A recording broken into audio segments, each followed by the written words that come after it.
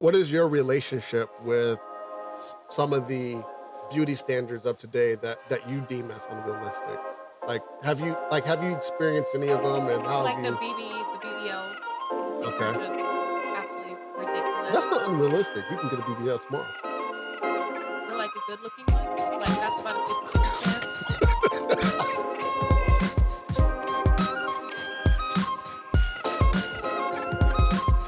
Welcome back, everyone. This is the Happy Hour podcast.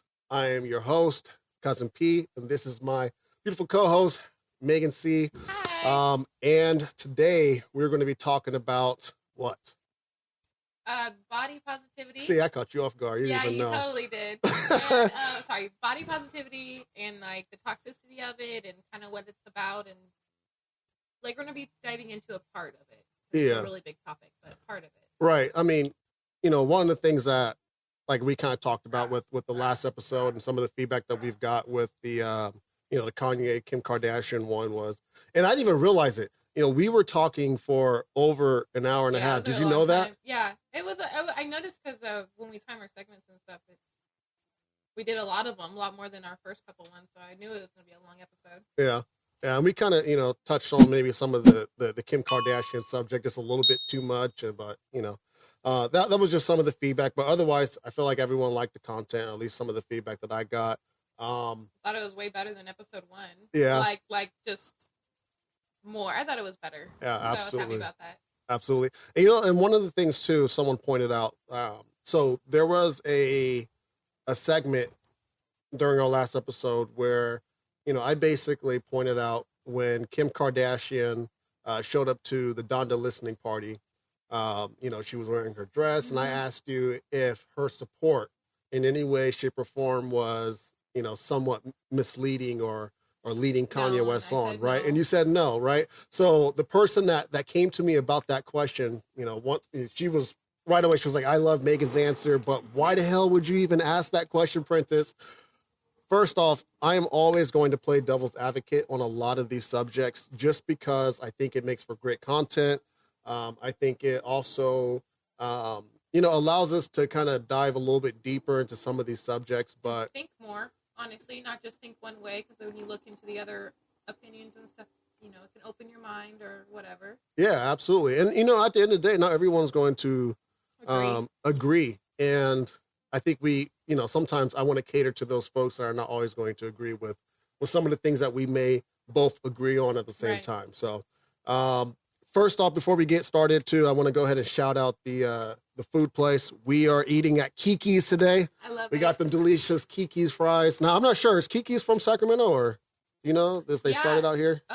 Started out, I don't know, but I know the first one was on Madison Okay. down there, and it like caught on fire, and then they tried rebuilding it. I Yeah, don't know. there's one right by my house too out there in Rancho. So It's really good, but I don't know where it originated from. yeah, shout out to Kiki's. We got our what's these? Bees knees. Bees knees, yeah, with Cheers. some gin and honey and lemon juice. It's really good. Shout out to Jody and Roger who are assisting us today. Really appreciate you guys for being here and helping us out, getting this thing moving. So body positivity, the movement, what is it, right? Now you're gonna learn a little bit today, and I didn't know a whole lot about the body positivity movement. I will admit, a lot of the things that I knew about it was just things that I was seeing Social on the media internet. and Yeah, other just stuff. how people were responding. But I went ahead and did some digging, and just the overall history of it. So believe it or not, this movement actually has been around since the late 60s. Okay. So it started off as the fat acceptance movement in 69. There's actually an association, the NAAFA. Don't ask me what that stands for, but that's what it is. And then in the late 90s, it turned into the body positivity movement, right, in 96. But then in 2012, it went ahead and rebranded again into what we now know it as today, or what we see on social media, probably due to the push with social media and all that, right? Did you know anything about I about didn't that at know all? about that, but that's not what I heard that it started from. Okay. I heard it was originally like a movement about like accepting your body as like stuff you can't change. So it's like race, set, like your sexuality, Hmm. disabilities, and stuff like that. So that's what I heard it was, and then it kind of just moved towards more like fat acceptance and stuff like that. No, it started off as, I mean, this is just what I I learned. didn't know that. I This had is no just idea. what I learned. Yeah. No, and I had completely no idea. I had no idea either. But yeah, this is just what I learned about it. And I think social media may have played a role A into huge role. into turning it into what it is now. I don't think without social media it would be the way it is now. Like there's like I 100% agree with that, but I Mhm. don't think it would be the way it is now without social media. Yeah. Why? It wouldn't be as big and it wouldn't be as toxic. Okay. Why do you think that? Well, because like social media, everyone can just see it all the time. It's in the palm of their hands. Like versus like advertising, like billboard. Like if there was no social media, there'd be billboards and like ads and like TV and stuff. I just feel like it's less accessible for people to see. Hmm. You know what I think? And this is why I think social media has played a big role in the way social media has really impacted this movement. So when things hit the gram or when things hit the internet, um, everyone has the ability to share their opinions on it, right? Whether they are educated about it or not, right? I mean, I educated myself about this, so I'm gonna talk about it today. But most people are not, right? So they're just picking up sound bites from other people, and then it's getting, it's morphing into something completely different, right? You remember that game, like you probably played in elementary school, the telephone game. Yeah. That's kind of what it's like on social media, right? Anytime anything hits social media, So it's going to translated different. yeah, it's going to go through a metamorphosis, right? So that's what's happened with this movement, right? It hit social media, it's going through its metamorphosis. But the other thing too, and this is one thing that I've seen with other movements like the Black Lives Matters movement or other trends I've hit the internet. When you don't have good leadership, everyone becomes an advocate, right? Right. So everything that they say or think or their opinion, they think becomes true. Right. And think it's fact. And when in fact it's opinion. Right. I mean, nobody knows who I am, but I can say I'm an advocate for something and start speaking about something as if I know it and people will follow me. And because of that, you sound confident, people will listen. Right. So I think when you don't have proper leadership in certain movements, things can, once again, get changed, or the definition of something can get changed. Also, too, once again, when things hit the internet, you're always going to have people misconstrue it. Now, why do you think it's mostly viewed as just fat acceptance? I'm just curious what your thoughts on about that. I feel like that's because it's like a big issue that we have to deal with right now. I feel like with having social media and you can voice your opinion, it's easier to kind of focus on one thing. And a lot of people right now are focusing on like fat acceptance and stuff like that. Okay. I think people tend to lean towards anything that's how do I want to put this? Anything that's controversial, right? People tend to focus on that aspect of it, right? Or if people are trying to tear something down, usually they're going to focus on the easy target. Okay. When it comes to disabilities, that's not an easy target, right? No one wants to be the one that's talking bad about people with disabilities. That's true. Because the society's view on like bigger people makes it easier to target that. Right. Also, to not just society's view on it, but maybe even how they view themselves. Right. It's easy to pick on someone who may not feel already so confident about it. But before we really deep dive into this, I just want to know what your overall opinion is of the body positivity movement. And I'll admit, I'm kind of nervous about this topic. It's a big thing. So I feel like with body positivity, I think it's great to love yourself and everything. If you choose to be fat, that is your choice. That's fine. Just know that like you're not doing like a healthy choice, and like that will affect your life. Like you can't be mad that people don't call you healthy or that you're not living a healthy lifestyle and then complain all this time when you're really not. Like we can accept you for you being big, but like you're not. Like I don't feel like when people are like that, they don't. But it's not only about that though. But that's a big part of it. I think that's just one aspect of it.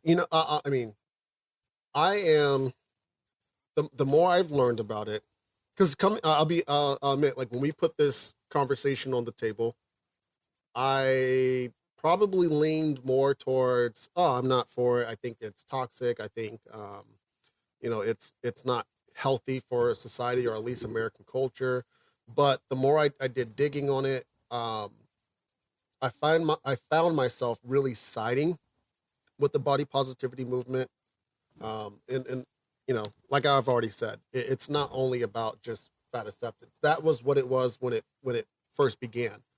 But you have other things that play a role into body positivity. I mean, you've already mentioned a couple, right? Disabilities. You can't change that, No. right? You have to live with that. So you have to be happy with it. I don't disagree. I don't disagree with the movement at all. Racial stereotypes, right? If I'm a black man, but if I was a black woman, it's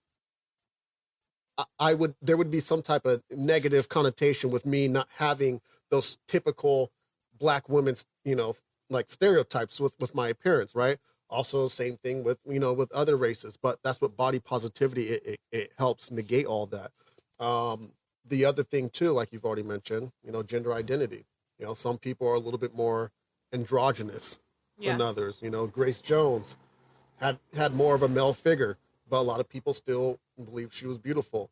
I'll give you another example, and this is like the one that, in my opinion, like really, it pissed me off a lot as a kid. It pissed me off as a teen. What? Serena Williams. She's beautiful. But have you ever seen have you ever went on anything that was Serena Williams related and then read the comments about it? The people are mean. People call her I probably manly stuff. She is more fit built, but she's Serena fucking Williams. She's like that for a reason. She plays a sport, and she's great at it. One of the greatest players to play that. I just don't get it. Well, that's the whole reason for body positivity. That's why I've really just kind of opened my mind to it, and I'm like, okay, I think that that as long as we go about it the right way, then we actually have something positive, right? But there's so much toxicity in it. It's kind of hard to do that. I agree that the movement is good, but I just feel like it's going down such a toxic trail that it's just going to be something that people aren't going to take serious. Okay. I'm curious to why you think it's toxic. Well, I feel like there's a lot of double standards in the body positive community. For instance, there's just some videos I've seen on TikTok where people will talk about, and I'm going to be referring to weight a lot because this is the one I looked into the most. Mm-hmm. The girl was the guy, there was a video of this guy saying, he doesn't want someone who's bigger.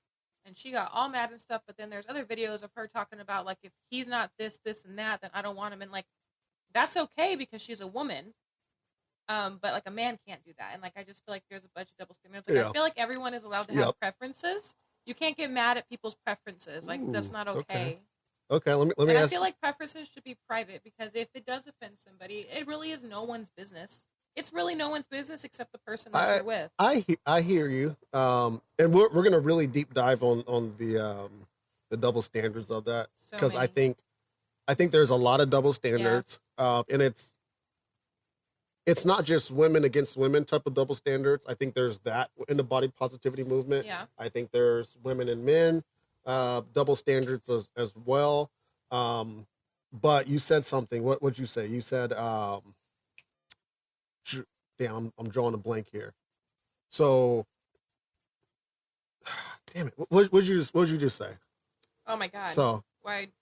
I was just talking about preferences, before that. Preferences. There we go. Okay. So do you think that the body positivity movement is kind of in war with preferences? Because here's my thing. Okay. No. Why do you think? You go first. No, I mean I think it is. I think once again, when everyone has a voice, when everyone has an opinion, and you're posting your opinion on the internet, like those videos that you just talked about, right? Where people are going around interviewing random people and going, hey, what type of man do you like? And then they're actually giving their opinion about something. But people get upset about it. People are going to get upset about it. And my thing is, everyone, whether they believe it or not, has a preference or has some type of fetish in a way, right? And those fetishes kind of play into whatever their preferences are, right? And I don't think it's necessarily a bad thing unless it's talked about in a very toxic manner, and it's not two-sided, right? Like where there is that double standard. Like I feel like, I mean, I know your man's sitting right here, but if I asked you, hey, like what's the perfect guy, man, you probably have a list of things. But if someone were to ask me that, there are certain things. You have to watch what you say, because you can't say, for instance, like if you like a particular like race of women or women with like big asses or something like that, you're gonna get some like pushback. Yeah, pushback for no, that. Absolutely. Some talking shit like, oh, what's wrong with us type of women, blah blah blah. And I'm like, you know what I also find weird too? Like even like certain like positive things you can't really talk about either. Like when it comes to women and men. For example, like my wife, like I've been hitting the gym, right? My wife can come up to me and go, oh, you've gotten bigger. Like your arms have gotten swoller. But if she were to hit the gym and I were to go, ooh, your waist has gotten smaller. You're Oh, like so you thought I was fat? That's exactly how it would be. It's like, oh, so you thought I was fat before? Like I was just going. Oh my God, she ripped my head off. She would rip my fucking head off. She'd be so pissed. Yeah, that is true. Now the other thing that or so they say, the body positivity movement does, is it helps with creating awareness with some of the unrealistic beauty standards there are for women. Now, that's true. Now, I don't. Very true. I've never been a woman. I have no interest in being a woman, but I'm just curious. Like, what is your relationship with some of the beauty standards of today that you deem as unrealistic? Like, have you experienced any of them, and how like have you? the BBLs? I think are just absolutely ridiculous. That's not unrealistic. You can get a BBL tomorrow. But like a good looking one, like that's about a 50-50 chance. Like if you, I'm for real. Like if you get a BBL and you don't have the body to match it, you look fucking weird. You look like an inflatable doll. Mm-hmm. That's exactly what you look like, a sex doll. It's exactly what you look like. But what I'm asking is, like, growing up, was there ever any pressure to be like what you see on TV? Yeah. Well, okay. So like beauty standards when I was growing up are way different than they are now. Okay, what was? Like when I was growing up, it was like skinny girl here, skinny girl there, and I've never really been tiny. Mm-hmm. So I never fit that standard, and I always felt that in like school and stuff, and then as like I'm older now, the beauty standards have changed. It's more like thicker women and accepting yourself and stuff like that. And now, do you feel like America's obsessed with butts right now? Right now, yeah. Yes.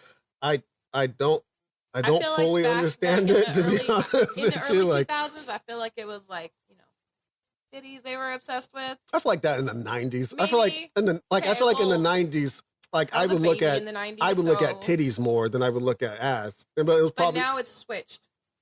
Now it's for ass. me, I'm kind of like now neutral. Like it's, I don't know. Like I feel like because there's everyone can now purchase it. It's now like no longer this rare commodity to. Like, I would be really upset if fat asses went out of style. I would be really, really upset. I would be upset. I can't wait till fat asses go out of style. I will be so mad. I will be upset because then I have to lose it, and that's not.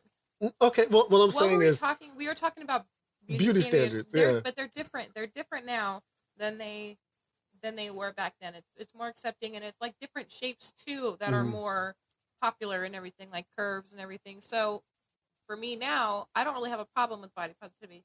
Yes, I have days when I look in the mirror and I'm like, what the fuck is that? Yeah. But I feel like everyone has those days, but like for the most part, like I love myself and my body. So yeah, it's completely different than when I was younger. Yeah, and I think that's, ultimately what it's all about, regardless of, for me at least, and this, there's a, like you said, there's a toxic side to it. Um, I believe that it's all about loving yourself regardless of what stage you're in life, right? Because I don't, there's, so here's some of my, like, some of my cons, right? First, I'll preface this with another question. Do you think that the body positivity movement glorifies, in a way, obesity? Because that's kind of the one thing that you can change just a little bit. For the most part, some people do have medical conditions where they can't lose weight. So, Yep. like, I understand that. But, like, the people that just choose to just, like, be just to eat, to be bigger, just be, I don't know how to say that, but that choose to be, like, obese and live that life. I mean, what was the question again? Well, do you think it glorifies it in any way? Glorifies it, yeah. Because, like, I've seen a bunch of TikToks of, like, them trying to glorify it and make it look positive and stuff. Definitely, yes. I think on the surface it may appear that way, but I'm gonna say no. Well, that's the point of social media. It's just a surface. Well, okay, I'm just saying, like, I think if you look at it, just like if you watch like a couple of videos, you may go, yeah, the body positivity movement glorifies it. What I think that the movement glorifies is extreme toxic level positivity, not just your body positive, but just overall, like, just extreme levels of positivity to the point to where. Like, what do you mean? Okay, so let's not even talk about. Let's not talk about weight. Okay, let's take this to a whole different aspect. Let's say lifestyle. Okay. Okay. What kind of lifestyle? So I'll give you an example with lifestyle. So let's say, for example, here's one of the other things that people talk about: live your life. Do your thing. Do your thing, queen. Like all that. Like, okay. If I'm going out mm-hmm. every weekend and I'm drinking, and I think that is okay, and I think that there's nothing bad that's going to happen of it because I am at this extreme level of positivity. Because you love it so much that we should accept it? Yes. And it's making me so happy now. What's going to happen in the future?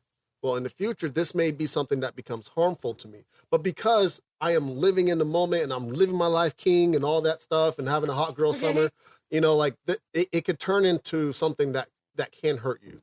And that's why I think that it may appear that it glorifies obesity or glorifies this or glorifies that, because it's this high level of toxic positivity, right? And it's forcing everyone to be so overly positive about who they are as people that anytime someone wants to change something about themselves or hold themselves accountable, it's now threatening their very own inner peace. Yeah. Or it's now threatening their own sense of positivity, right? So to me, this movement is more so based on feelings and not actually reality. And that's my whole. Like that's how a lot of things are now. People go based off their feelings more than facts. I agree. Things, I agree. I mean, we're not going to go down that lane, no, but no, I do agree. I think a lot of things are about not getting your feelings hurt, or not hurting anyone's feelings. It's okay if your feelings get hurt and you disagree with somebody. Like, I don't understand why people get so uppity about it. Like, it's okay to have someone think different from you, and if you don't agree and your feelings get hurt, depending on how your feelings get hurt, like if they were rude to you, that's of course understandable. But like if they said something you don't agree with and your feelings are hurt that way, like, buck up, buttercup. Like you gotta get over it. I don't know why people get so sensitive about that kind of stuff. Yeah, I think everyone just needs to accept self-expression. Yeah. And then also too, there's nothing harmful about wanting to better yourself in any way, shape, or form. I may have a habit of, I don't know, I'm gonna give you an easy one: driving too fast. I don't know, or spending an exorbitant amount of money You on, like to shop. on camera stuff because I already do that. But if I want to change myself, it doesn't mean that I'm no longer an enthusiast of this thing or a advocate for this thing, right? So like if I'm all about the positivity movement, but I want to go and start wearing makeup, or I want to, take health products to better my health, or I want to get a gym membership. And I think that's where the toxicity part really comes in. Well, I feel like when people want to change and other people don't want to change in the same category, they feel like, oh, you think I'm a bad person? Like, why do you want to change? Why are you not happy with yourself? Yeah. And then they kind of get upset about that. Like, oh, what do you think about me if I'm still living this lifestyle? Yeah. And that brings us to the next segment here, so there's like this thing or this trend where if you want to lose weight, you're now seen as fat phobic, right? Yeah. What's fat phobia? To be honest, so this is the one thing that I've tried to research, and there's not like a clear definition of it. It's like one of those opinionated things that you were talking about. Yeah, like I'll hear like a really good explanation of it, and then sometimes I'll get like a different explanation of it where it doesn't really sound so realistic. So since we don't really have like a true definition of what it is, I'm going to allow the internet to explain to us what it is. So. Do it. You don't have to worry about me. You do not have to worry about me. This is what makes exercise fat phobic. If your motivation to go to the gym is solely cosmetic or to shrink your body to reduce the amount of body fat, I've got bad news for you, supported by substantial scientific research. Body size does not determine health. So if you're not going to the gym for health, and you're not using any actual real measures for physical fitness beyond the scale, then it's not for health. It is because you are actively avoiding fatness, which is, yes, fat phobic. So I disagree with that 100%. Well, I agree with her with one thing, that being skinny doesn't mean you're healthy at all. I agree. Because there's a reason why some people can't lose weight because of health reasons, and there's also a reason why, a lot of skinny people can't gain weight for health reasons. So there's a lot of skinny people that are considered underweight, unhealthy still. So, and a lot more, and people like that, they will like eat, because they can't gain weight, they eat a lot of junk food and they'll eat more stuff, and it ends up like they have more heart attacks because of it, because they think that they're healthy because they're skinny. Yeah, and plus, so I agree with that, but I don't agree with losing weight means that you're fat phobic. I don't agree with that at all. That's I don't agree with that at all. I think everyone has the right to do whatever they please with their body, and once again, that's what the body positivity movement's about. But I will say that I agree with you. The health industry has been really convoluted, and there's a lot of health products out there that get pushed that are actually not healthy for you at all. Like I remember, like as a kid, seeing those infomercials for Hydroxycut. You remember those? Yeah. Right? And there's been tons of reported health issues for people who've taken those. Yeah. Right? With the expectation that they're going to take this pill and it's Lose all going this to, weight, be healthy. yeah. And that's just not how the body works. There's no, one size fits all, and there's no magical cure. This is not Peter Pan or anything like that. Or, another thing is like, it's not fat phobic because like you can still love yourself, but you can not like how you look and want to change it, but you can still love yourself as a person. Yeah. And I feel like you may just want to change it until it's someone that you like seeing in the mirror. Yeah, absolutely. Let's hear another definition. Let's hear someone else try to explain it here, because generally speaking, there's three kind of big buckets of reasons why someone might engage in intentional weight loss. First is desirability, second, health, third, stigma. But at the end of the day, all of those are rooted in fat phobia in different ways, and I'll explain. First, desirability. That is kind of the most obvious when it comes to fat phobia. We currently live in a society that uplifts thinness, able-bodiedness, whiteness, cisness, and heterosexuality as the things that are most desirable. And so if you are wanting to lose weight in order to become more desirable, you are upholding a fat-phobic beauty standard, as well as, white supremacy and all that jazz. So next is health. What we know is that weight is not a good indicator of someone's health, and also your health is not an indicator of your worth. You can have health and body related goals for yourself that are not about fat phobia and not about weight loss. So, let me give you an example. You might decide that you have a goal of hiking a particular mountain in your area. Now, you would be engaging in different types of movement in order to achieve that goal. You may or may not lose weight in doing that. And in fact, there's lots of fat mountaineers and hikers. Third bucket reason is that you might be facing extreme fat phobia and anti-fat bias in your own life, and you have personally mentally hit a wall where you can't deal with it anymore, and so you decide to intentionally lose weight. That is actually the case with Roxanne Gay, who is very tall. They are like 6 foot or 6'1", and prior to their weight loss surgery, they would have been categorized as a super fat. So being a super fat and being that tall comes with a particular type of physical accessibility challenge as well as anti-fatness. And so for that reason, Roxanne Gay elected to have weight loss surgery. But it's really important that if you still go through with intentional weight loss, that you don't sacrifice fat liberation politics, because otherwise it's still just fat phobia, even if you're doing it for your mental health and accessibility. Shut up. Okay. What are your thoughts? That was a long one. That was a There long one. a lot to unpack that one. So let's start off with the first thing she said.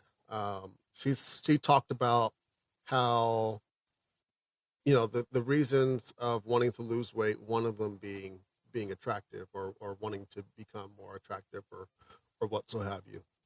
You know, I don't know. I don't understand why that stems from fat phobia. Like, if you just want to, if your ideal body picture of yourself is like someone who's slim, I don't feel like there's anything wrong with that. And if you have this ideal body where you're bigger, there's something wrong with that too. But like, I don't think it's fat. I don't think it's fat phobia at all to want to be a different size if you don't want to be. Yeah, I think you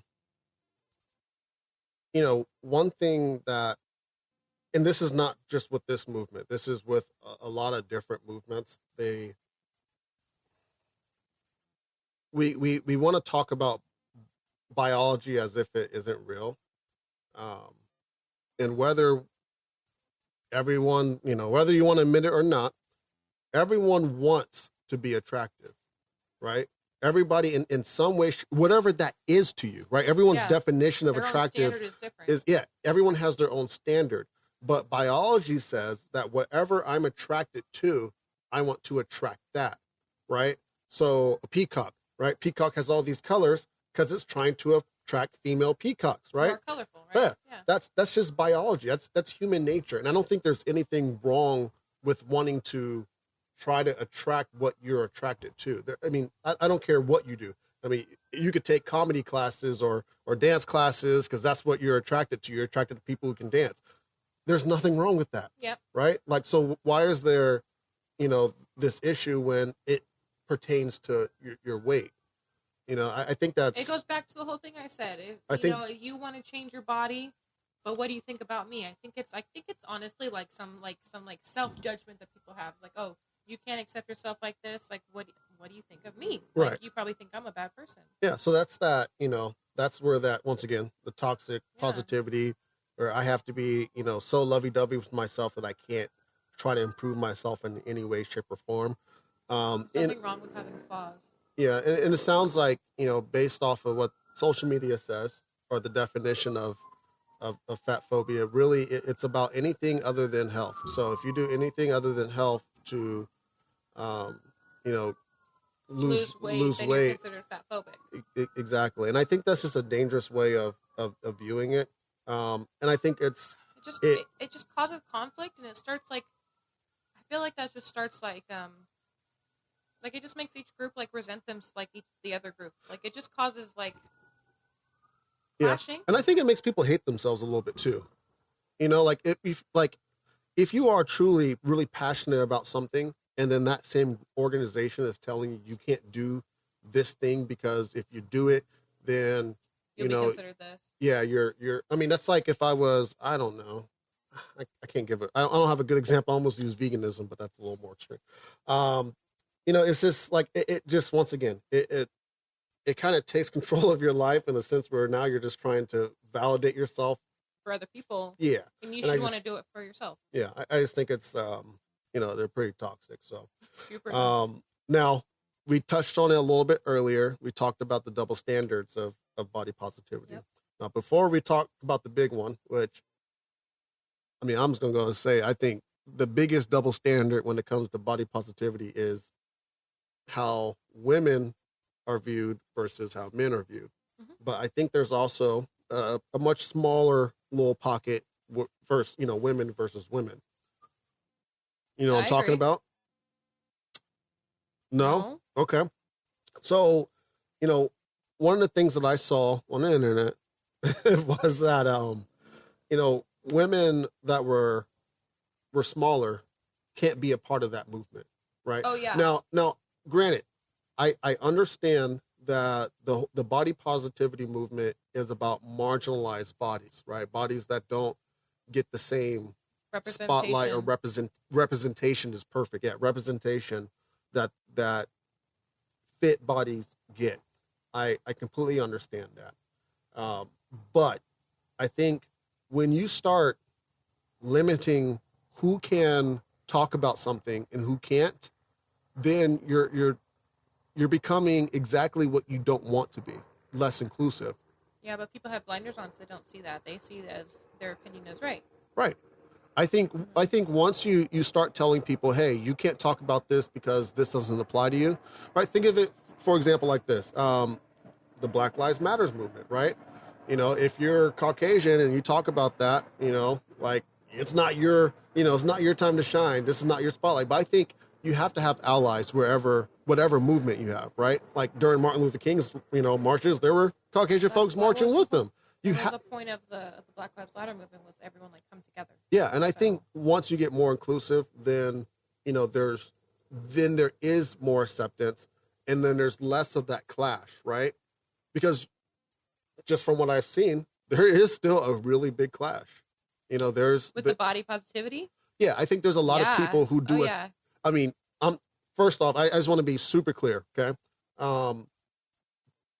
Though there seems like there isn't this clear definition of what fat phobia is, I do believe people are fat phobic. I do believe that there are people that go out of their way to attack people who may not look like them, regardless if it's obesity, disability, sexuality, all that. There are people out there who go out of their way just to hurt people. There are people that also don't have the correct language or even the right amount of compassion to even talk to people who are dealing with something, because you never know like what people are dealing with. Right. That's truly what sparked the whole movement of the body positivity movement, right? It's to get people to accept themselves and to love themselves, right? But there is that group that is not so kind, and I think it's all about the fact that there is less inclusivity. There's that, which doesn't make sense. It doesn't make sense at fucking all, because the whole movement is about inclusivity. I totally said that wrong. You've had too many B's news. But it's like everyone coming together and accepting everybody. But it's like, how are you going to say that that's what you want and everyone to accept you? And then you put all these rules and stipulations and standards of what the body positivity movement is really about. Like, absolute bullshit. Yeah. I don't like it at all. Yeah. So we talked about it a little bit earlier. Okay. The double standard when it comes to men. Now, I'm just curious what your opinion is about. I mean, you said it, but I just want to hear it. I mean, you do believe there's a double standard. Yeah, totally. Okay. And why do you think that double standard exists? Because I feel like, which I think I said this already, but I'm going to go back to it. A girl can make an Instagram post, TikTok, whatever, Facebook story, about everything that she wants her man to be. This, that, he needs to do this, and blah, blah, blah, blah. But if a man was to do that, talking about the stuff that he wants, he would be considered like just an asshole. He would be considered like an asshole. I couldn't think of the right word, so we're going to go with that. That's what they would call him. They would call him an asshole. They would condemn him and all this type of stuff. So I think that's a big thing, because it's like, why do we have to accept women 100%, but we don't have to accept men. Like, and there's also, you know, toxicity and like the fact that we have to accept women for all their flaws, no matter what. No matter what. But if a man's short, you know, they get talked about, something like stuff that they can't change. Yeah. We're really critical on men and to change, but we're hypocritical at the same time because it's like, oh, how dare you not accept me? You know, I'm perfect and blah blah blah. I'm gonna hit the little applause button over here. There we go. Oh, damn right. Right.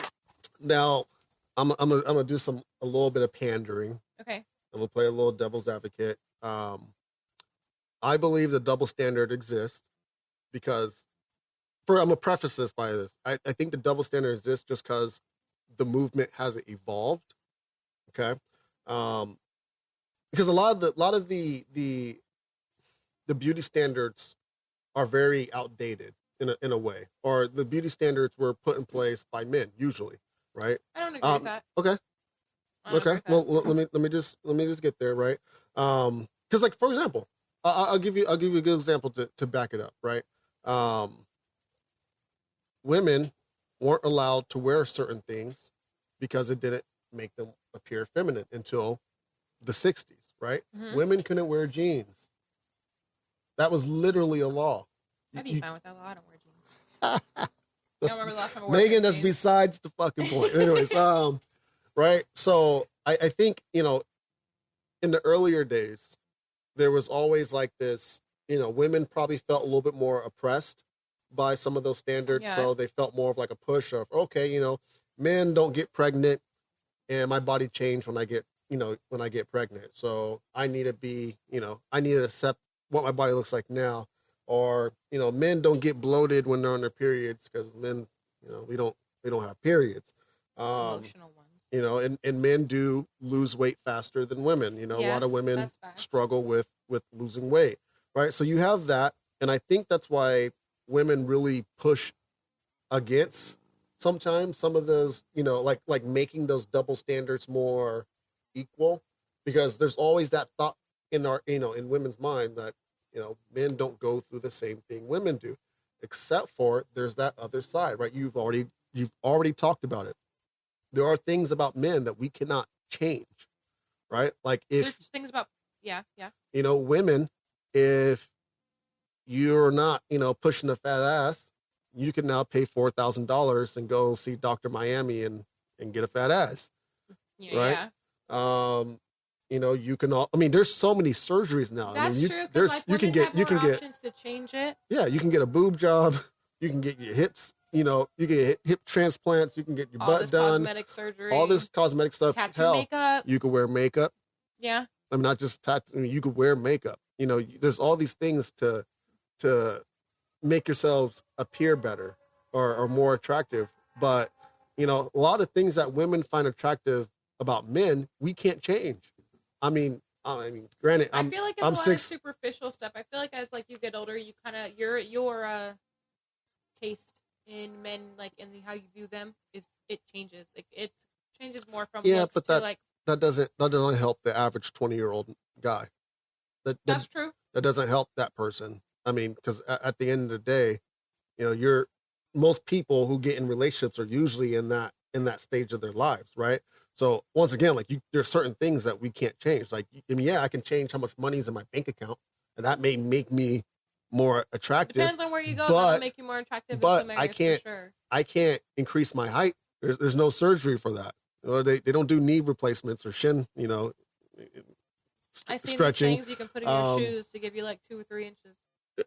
I'm serious. They're like little stilts that you put in the tennis shoe, and it's supposed to. It's like you can't even tell. It's like men high heels. Stop. If you saw a man wearing some platform shoes, you can't tell. That's the point. The platform is inside the shoe. I don't believe that. I don't believe that for a second. Hold on, it's the sneakers or the tennis shoes, whatever you call them. It's with like the high, like they go high up at the ankle, and then if you wear that, you can't even tell. I guarantee you, 10 for 10. I bet some of your friends wear it, you don't even know. Bullshit. 10 for 10. If a female takes a man home and he's wearing those shoes, the moment he takes the motherfuckers off, he's going home. So stop that. Two, another thing that men can increase They can't increase their penis size. There's no pill for that. Even though they say there isn't. And that's, once again, a very, I don't know about very, I don't know. You can speak to that. But anyways, that's a thing that women find. It's an important That's a thing that factor. women find attractive. It's an important factor. So, yeah. Yeah. And I also think that one of the other double standards, and this is the one that kind of offends me the most, is how protected women are when it comes to fat phobia and body positivity, right? Like, I'll give you an example. You say anything bad about Lizzo, they're going to come after you. Yep. Right? But Super Bowl, 50 Cent went upside down and tried to, looking like a whole dollar there. He was once again, if you talk like that about Queen Lizzo, they're going to come after your ass. Right? I don't care. So, that was hilarious. I thought that was funny. The funny thing about it, though, he was a good sport about it. Oh, yeah. He was, I guess, posting some of the memes that were made on his, social media pages. But, I just think that I think personally, the level of protection when it comes to those things is a little outrageous. Personally, I do. Well, it's because women are sensitive and they need it, and men aren't supposed to show emotion and be weak like that. So when they do, it's considered a weakness. I don't think so this is a complete different subject for another day, but I feel like women want men to be vulnerable and show their emotions, but when they do, they get backlash for it. Complete backlash.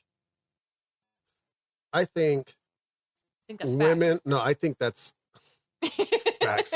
No, truth or no, that's no. It's facts. Women think that they want that.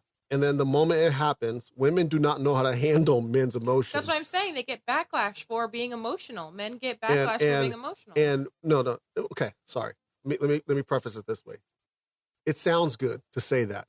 It sounds good to go, hey, I want a man that's emotional. But truly, deep down inside, women don't want that. They don't. And I'm not talking about just the backlash. I'm talking about even on the surface. I think a lot of women who say that, to be quite honest with you, I think there's a lot of fakeness with it. And I think that... I think maybe it's more they want to have men be able to express their emotion. You've never dated a guy who is like, just completely shuts you out, like emotionally, doesn't give you anything. Like, and it's just super I think he's women... just there, but like empty. I've dated someone like that, and it's like, I wish he would have been more emotional. No, women want more emotional attachment. I'm going to tell you this as a married man who's had successful relationships. Women want emotional attachment with their men, but they don't want a man that's more emotional. They don't want a man who's gonna lose poise when things get rocky. They don't want a man who's going to let his emotions show too much, but they want a man that they can connect with. I think it just depends on your definition of emotional. All right, well, we're gonna move on from that. That's a good topic, but it depends on your definition of emotional. Because for me, someone who's emotional, someone who shows their emotions and can talk about their stuff. But you're making it sound like Mr. Dramatic person over here. If you're emotional at all, you're just like, woe is me all the time and freaks the fuck out and stuff like that. Hey, I'm getting emotional right now, but I've seen a couple things. But I want to know what you guys' opinion is. I mean, y'all can put that in the comment sections. If women, I mean, straight up, I want y'all to be. Who do you agree? Who do you agree more with, and like why? That's what I want to know. There we go. Yeah. There we go. And then also too, if you have any comments or anything that you want to include about anything like that. Yeah, anything that we've talked about at all, please. I don't care. Like I've said during the first episode, I don't care if it's good or bad. Please put it in there because I want to know. At the end of the day, me and Megan, we are not experts really on any of this stuff. We are just sharing our opinions. So if you have an opinion, you know what to do with it, put it in the comments. So that's a wrap. Please subscribe to our channel. Once again, thank y'all for watching. Thank you.